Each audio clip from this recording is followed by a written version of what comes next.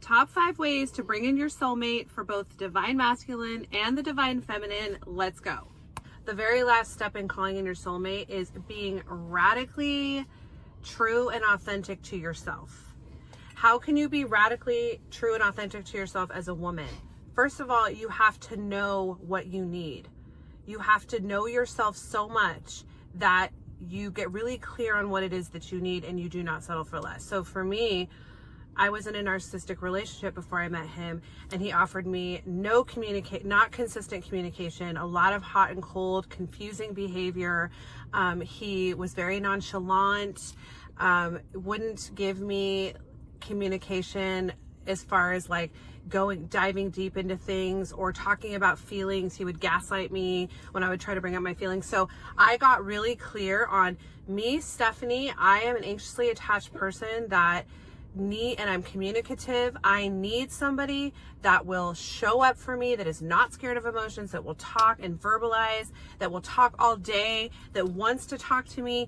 And I got really clear on like what I need. I started to get really like loyal to myself and just radically accepting of who I am. Yes, I am anxiously attached. It's not my fault. Yes, I do need consistent communication. Yes, I do need a man that makes me feel safe. Like I knew somehow safety for me was so key. And because I had done those first 4 steps, I got really clear on what it was I needed. And I will say that Wayne is like in all those ways, so like synchronized with what those things were that I needed.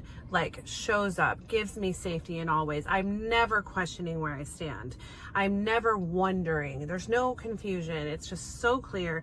The communication is so clear. Like there's been times where we've been laying in bed and we don't even watch TV because we'd rather turn it off and just talk. Yeah. Like we started watching, what was it, 1883 together, which I like it, whatever, it's just whatever, but like I would rather turn off the TV and talk to him, and he is like, he'll just take the remote, turn it off, and sit up in bed and be like, what do you want to talk about, babe? And we'll just talk for hours. Like if you know that's what you need, be so true to yourself, love it about yourself, own it, and then you will call in a soulmate person that meets that for you. Yeah, totally agree with that. Like being authentic is key for anything, in any aspect. If you really truly want to call in a wonderful woman and for us, our soulmate, like, you know, without a doubt, I know that you're my soulmate from every level, from like the way we talk to each other, the way we feel about each other, the way we're physically attracted to one another. It's just such a strong energy for us. So I know without a doubt, but in order to call that type of person in, you know, I have to go back to talking about being that real person and stuff with what you want to do. You have to be strong, and in order to be strong for a man is to be vulnerable. It's not to be weak. It's not a weakness. It's 100% strength to be vulnerable and allow yourself to get real with those feelings, and so you can be in touch with what you really need, you know. And I think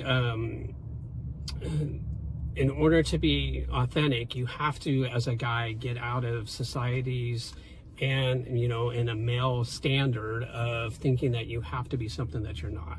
You know, I struggled with this myself throughout my life, in many different times, that I didn't feel like I was enough, right? And that I had to boost myself and boast on different things because I thought that that's what I needed to be in a relationship. I needed to be so much more than maybe I had been, and I looked at things that I hadn't accomplished more as a failure and not as something that I could really talk about and still look at as achievements. You know, even though you fail at something, it doesn't mean you didn't achieve something within that. It just means you didn't have the result that you truly wanted, and right.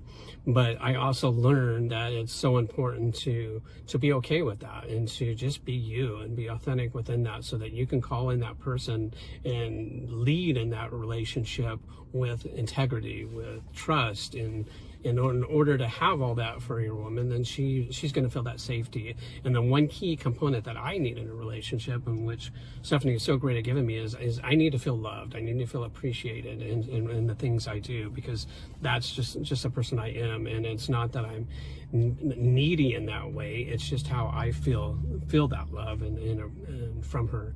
And she's so great at that because of the way that I allow how I show up, like she said, for her. And it's not that I show up in a fake way. I don't ever do anything because I feel like it's required or because it's work or anything. It just comes naturally to me to want to do those things for her because I care about her, because she's my world. She's the most important thing to me.